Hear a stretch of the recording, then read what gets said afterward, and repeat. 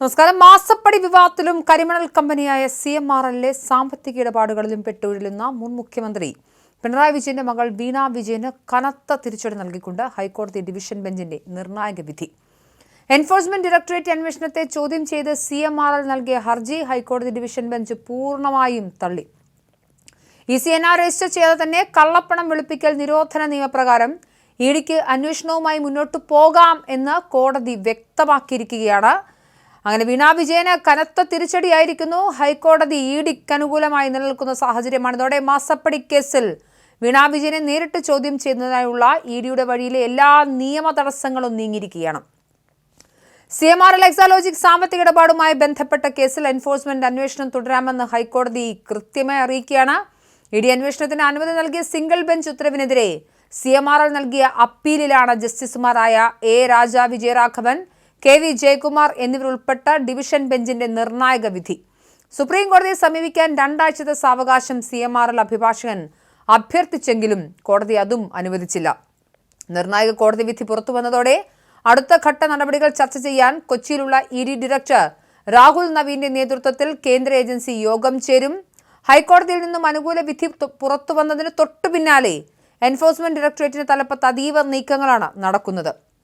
അന്വേഷണത്തിന് നേരിട്ട് മേൽനോട്ടം വഹിക്കുന്നതിനായി ED ഡയറക്ടർ കൊച്ചിയിൽ എത്തിക്കഴിഞ്ഞു. മുൻ മുഖ്യമന്ത്രിയുടെ മകളിലേക്ക് അന്വേഷണം നീളുന്ന ഘട്ടത്തിൽ ഒരു തരത്തിലുള്ള നിയമപരമായ വീഴ്ചകളും ഉണ്ടാകരുത് എന്ന കർശന നിർദ്ദേശമാണ് ഡൽഹിയിലെ ഉന്നത കേന്ദ്രങ്ങളിൽ നിന്നും ലഭിച്ചിരിക്കുന്നത്. ഹൈക്കോടതി വിധിപ്പകർപ്പ് കൈപ്പറ്റിയാലുടൻ വീണ വിജയന് ചോദ്യം ചെയ്യലിന് ഹാജരാക്കാൻ ഇഡിക്ക് ആവശ്യപ്പെടാം. ചോദ്യം ചെയ്യലിന് ഹാജരാക്കാൻ ആവശ്യപ്പെട്ട് ഇഡി സമൻസ് കൈമാറുമെന്നാണ് ലഭ്യമാകുന്ന വിവരങ്ങൾ.